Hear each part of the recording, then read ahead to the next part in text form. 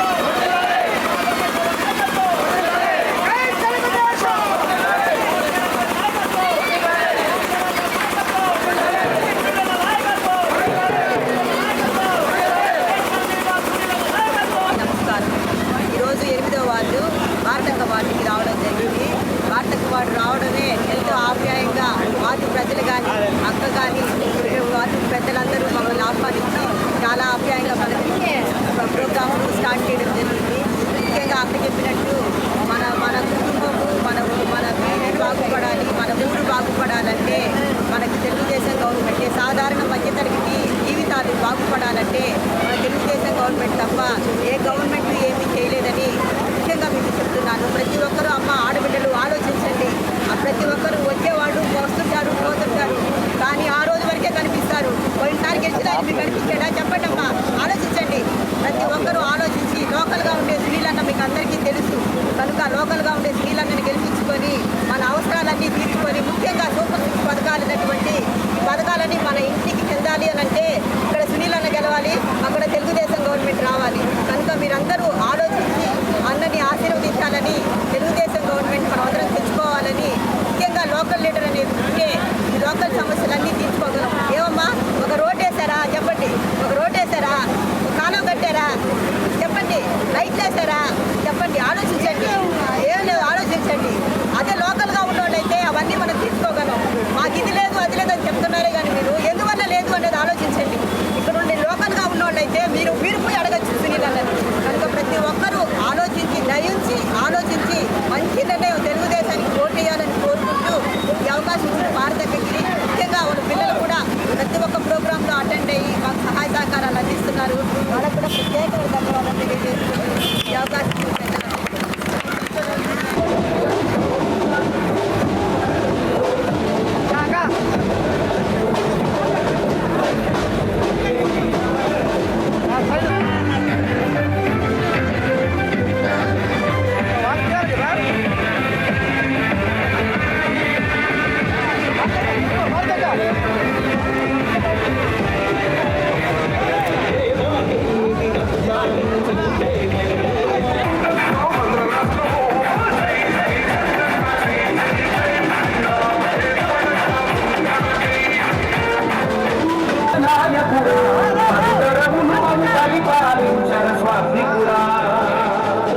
నవయుగ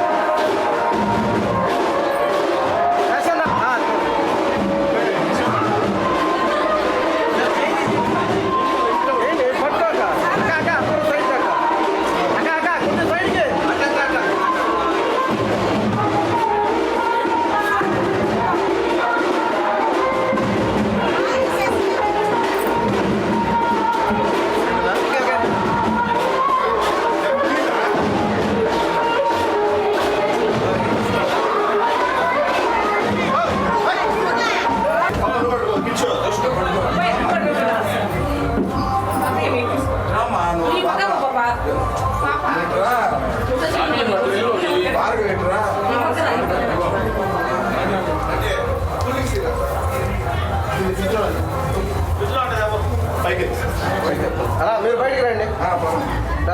మా నువ్వు కూడా ఇటు వచ్చమ్మా. పాప పాప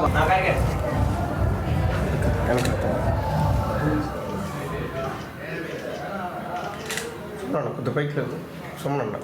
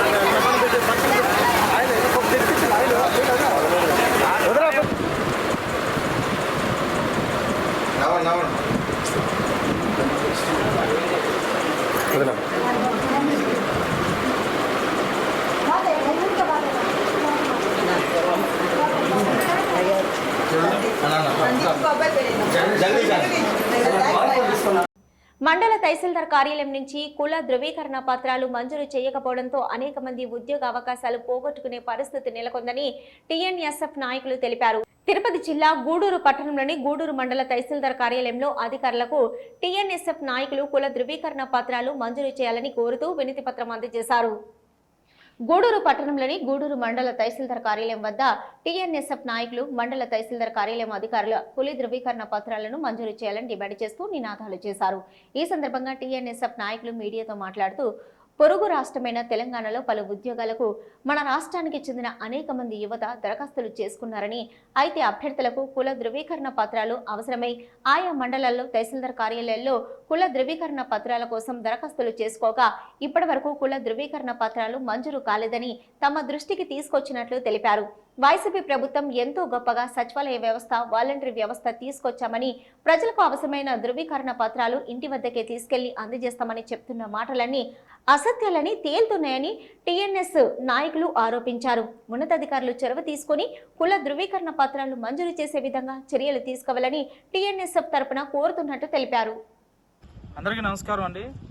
ఈరోజు మాకు అందిన విద్యార్థులు అలాగే కొంతమంది ఉద్యోగాలు అవకాశాలు వచ్చిన కొంతమంది కంప్లైంట్ మేరకు గూడూరు డివిజన్లోని ఎంఆర్ఓ గారి కార్యాలయం నందు ఏదైతే కుల ధృవీకరణ పత్రాలు ఎందుకంటే ఈ విద్యార్థులు చదువుకొని తెలంగాణలో స్టేట్లో ఫిలిమ్స్ మెయిన్స్ క్వాలిఫై అయిన విద్యార్థులు కుల ధృవీకరణ పత్రాలు వాళ్ళకి ఖచ్చితంగా కావాలి. జాబ్స్కి వెళ్ళేటప్పుడు ఆ ఇంటర్వ్యూలు ఉన్న కారణంగా ఎంతోమంది చుట్టుపక్కల పల్లెటూరు చాలా మంది కుల ధృవీకరణ పత్రాలకు అప్లై చేసుకున్నారు.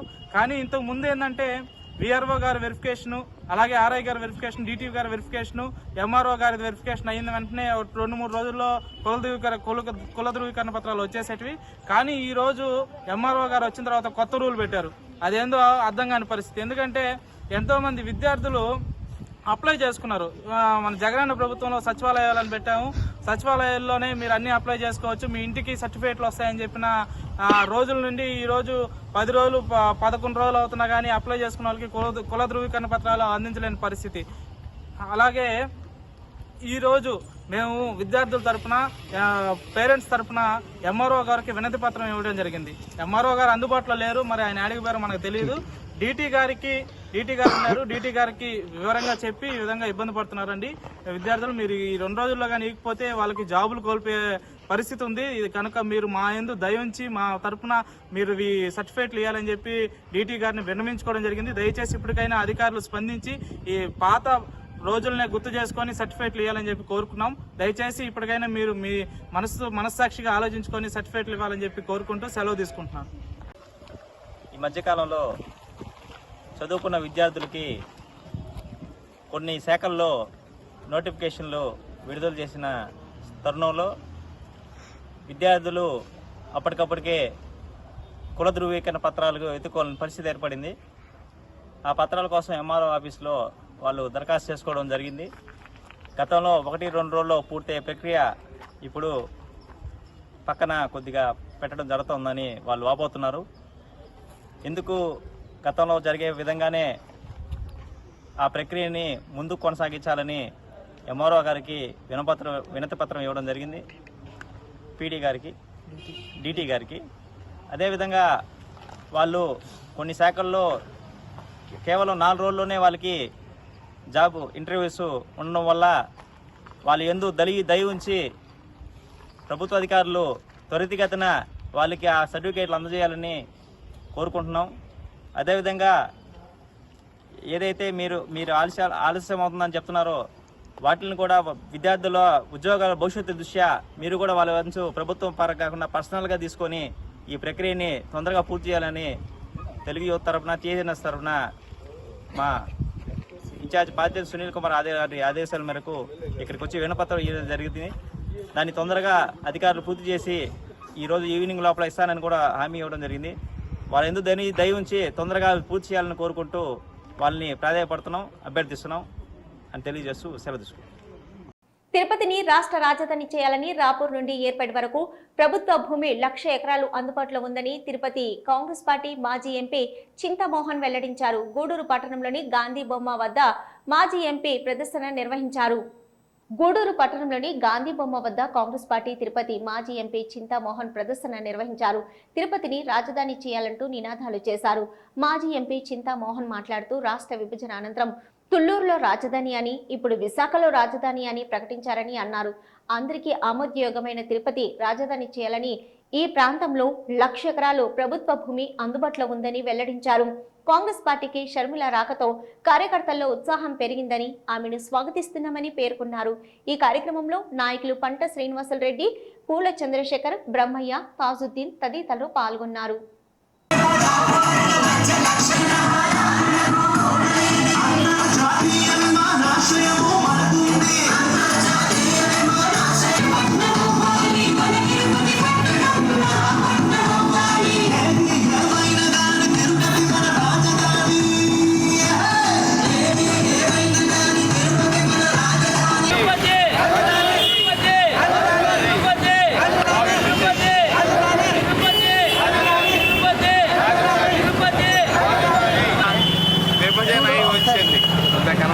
విభజన సమయంలో తిరుపతిని రాజధాని నగరం చేయమని నెహ్రూ గారికి చెప్పారు రంగా. దాన్ని మోసం చేసి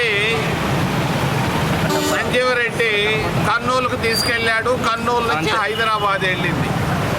మరి బ్రహ్మం గారు ఆయన చెప్పారు ఆ కాలజ్ఞానంలో తిరుపతి రాజధాని నగరం అవుతుంది, అయి తీరుతుందని చెప్పాడు. ఈరోజు పరిస్థితులు ఆ విధంగా కనపడుతున్నాయి. మరి చంద్రబాబు నాయుడు మన ప్రాంతంలో ఉన్నటువంటి వ్యక్తి మన తిరుపతికి ఇవ్వకుండా తుళ్ళూరుకు తీసుకెళ్ళాడు. మన ప్రాంతంలో పుట్టినటువంటి బిడ్డ మరి జగన్మోహన్ రెడ్డి దాన్ని వైజాగ్కి తీసుకెళ్ళాడు. మరి నిన్న మొన్న సడన్గా మళ్ళా హైదరాబాద్ అంటున్నారు. నేనంటూ తెలియజేస్తున్నాను, అందరికీ ఆమోదయోగ్యమైనటువంటి ప్రాంతం తిరుపతి. ఎందుకు ఆమోదయోగ్యం? మన ప్రాంతంలో ఏమి నదులు లేవు. వాళ్ళకి గోదావరి నది ఉంది, కృష్ణా నది ఉన్నాయి. మనకు ఉండేదల్లా రాళ్ళు ఉన్నాయి, పెద్ద పెద్ద రాళ్ళు. రాయలసీమ జిల్లాల్లో ఉండేది రాళ్ళుతో ఎంతకాలం బతకగలం? ఈరోజు ఎంతమంది నిరుద్యోగులుగా ఈరోజు బ్రాందీ షాపుల్లో బీటెక్లు పాస్ అయ్యి పనిచేస్తున్నారు. మరి పేదరికం 3 పూటల్లో కనీసం 1 పూట కూడా భోజనం చేయలేని వాళ్ళు మన ప్రాంతాల్లో ఉన్నారు. ఈ పేదరికం నిరుద్యోగం పోవాలంటే ఒకటే ఒక మార్గం, రాజధాని. నీళ్ళు వస్తాయని నాకు నమ్మకం లేదు. ఇంకొక రాజధాని నగరం అవుతుంది. ఎక్కడ అవుతుంది? భూమి ఏడుంది, నీళ్ళు ఏడున్నాయి మీరు అడగొచ్చు. మరి భూమి ఎక్కడో లేదు. రాపూరు ఏర్పేడు మధ్య 1,00,000 ఎకరాల భూమి ఉంది. ప్రభుత్వ భూమి, రైతుల భూములు కాదు. మరి అక్కడ హైదరాబాదులో హిల్స్ ఉన్నాయి, ఇక్కడ కూడా వెంకటగిరి రాపూర్ హిల్స్ ఉన్నాయి. మంచి నీళ్లు ఉన్నాయి, సరిపోయేటువంటి కండలేరు జలాశయంలో నీళ్లున్నాయి. అంతర్జాతీయ విమానాశ్రయం ఉంది, జాతీయ రహదారులు ఉన్నాయి, విశ్వవిద్యాలయాలు ఉన్నాయి, హాస్పిటల్స్, అన్నిటి మంచి వాతావరణం ఉంది. ఇటువంటి వాతావరణం భారతదేశంలో ఎక్కడా లేదు. ఒకటి అనుకుంటున్నారు అన్ని జిల్లాల్లో, అరే తిరుపతి అయితే మనం మన స్వకార్యం పూర్తి చేసుకోవచ్చు, స్వామి కార్యం పూర్తి చేసుకోవచ్చు, స్వామి దగ్గర పోయి దండం పెట్టుకోవచ్చు, మన సొంత పనులు పూర్తి చేసుకోవచ్చు. తిరుపతి ఆచరణ యోగ్యం, అందరికీ ఆమోదయోగ్యం అంటున్నారు. ఖచ్చితంగా తిరుపతి రాజధాని నగరం అవుతుంది, అయి తీరుతుంది. ఏమాత్రం నాకైతే నమ్మకం లేదు. గూడూరు పట్టణంలోని శ్రీ సాయి సత్సంగ నిలయం విజయదుర్గ ఉపపీఠం నందు శ్రీ రాజశ్యామల మాతంగి అమ్మవారి నవరాత్రి ఉత్సవాలు వైభవంగా సాగుతున్నాయి. అమ్మవారికి విశేష అలంకరణ ఏర్పాటు చేసి ప్రత్యేక పూజలు, హోమాలు నిర్వాహకులు కోట సునీల్ కుమార్ ఆధ్వర్యంలో ఘనంగా నిర్వహించారు. భక్తులు అమ్మవారిని దర్శించి తీర్థ ప్రసాదాలు స్వీకరించారు. नमो नमः या दिव्याः परिसासंभोः या अंतरिक्षवाद्भिर्याः या सामशाणानिकामो तानवशकुः वास्तवोष्पदे हृदयानि स्मास्वादेश्वानमेव भवानः यत्रे महे प्रततनोषस्व शन्नदेशं चतुष्पदे वास्तवशदेवः यमलोकपालकाय नमः मोषणपरापरानिर्दहणावदीत पदेष्टतुष्ण्यतः निर्जनलोकपालकाय नमः यममेव श्रीमध्य आदित्यनोदेवता चतुष्षष्टिकलादेवता वास्तवशदेवता क्षेत्रवादेवता सहित महाकाली महालक्ष्मी महासरस्वती महिला संभोगा गं गणपतये वरवरदसौगन्मे सर्वकार्य सिद्धिं कुरु स्वाहा स्वाहा श्रीं ह्रीं क्लीं ग्लौं ह्रीं क्लीं ग्लौं ह्रीं क्लीं ग्लौं गं गणपतये वरवरदसौगन्मे सर्वकार्य सिद्धिं कुरु स्वाहा स्वाहा गणपतये वरवरदसौगन्मे सर्वकार्य सिद्धिं कुरु स्वाहा स्वाहा ओम महे वक्रतुंडाय धीमहि तन्नो स्वाहा ओम एकदन्ताय विद्महे वक्रतुंडाय धीमहि तन्नो स्वाहा ओम एकदन्ताय विद्महे वक्रतुंडाय धीमहि तन्नो स्वाहा स्वाहा क्लीं कृष्णं क्लीं नमः श्री रुक्मिणी सच्चिदानंद समेत गोपी जन वल्लभा स्वाहा क्लीं कृष्णं क्लीं नमः स्वाहा ओम क्लीं कृष्णं क्लीं नमः श्री रुक्मिणी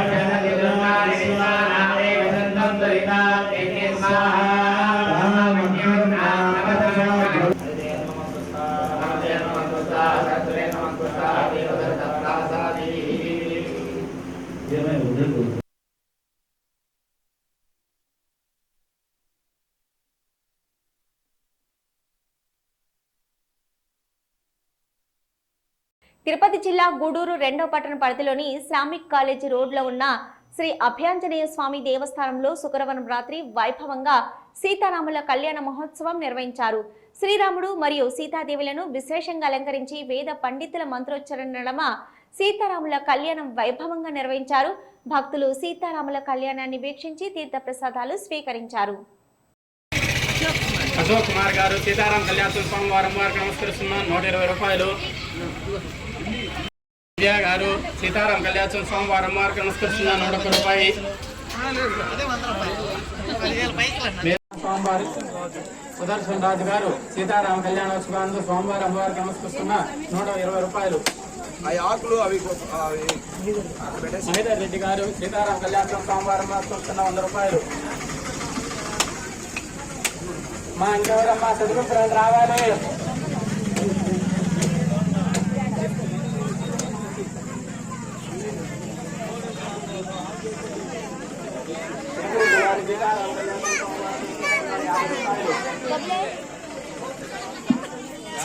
రావాలి చదువుకుని ఇంకా ఎవరైనా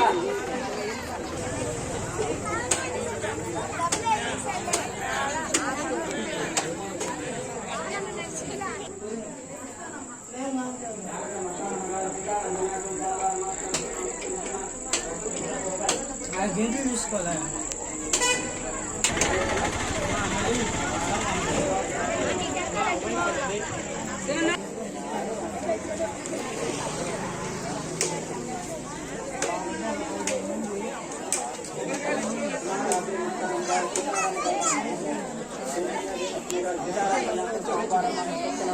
రూపాయలు.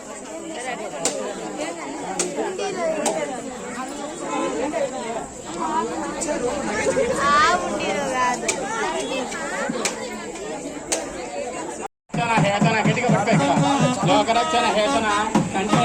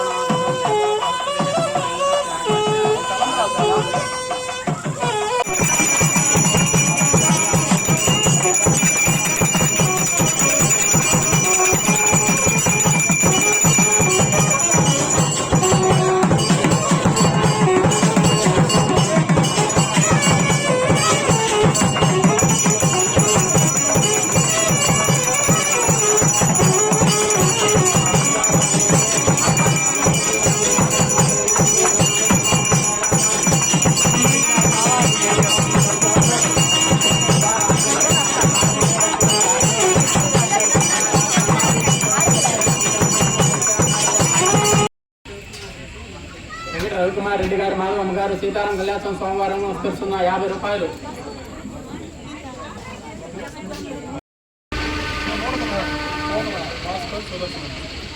కోతల భాస్కర్ గారు, సుదర్శనమ్మ గారు, సీతారాం కళ్యాణం సోమవారం 51 రూపాయలు. 50 రూపాయలు.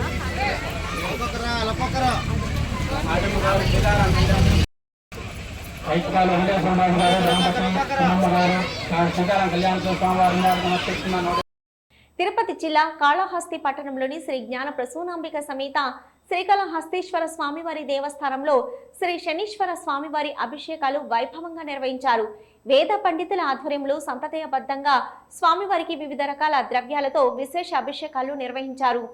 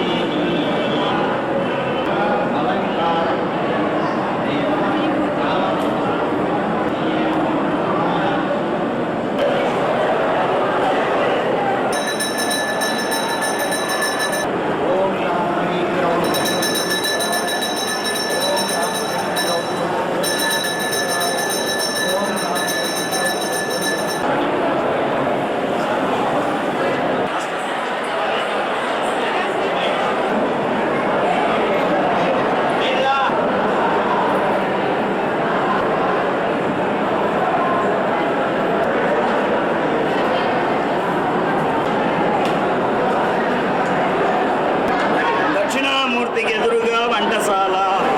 ఆ వంటశాలలో నువ్వుల ప్రసాదం ఇస్తారు. ఆ అన్నాన్ని అలా చేయాలి.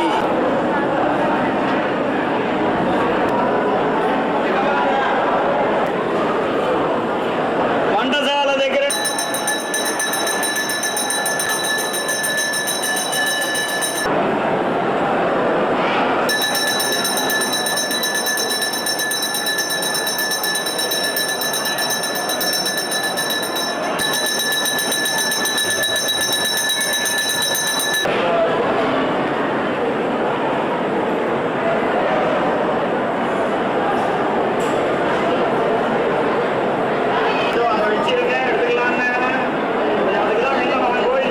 ఇవి ఇప్పటివరకున్న హైపర్ టీవీ న్యూస్. నమస్తే.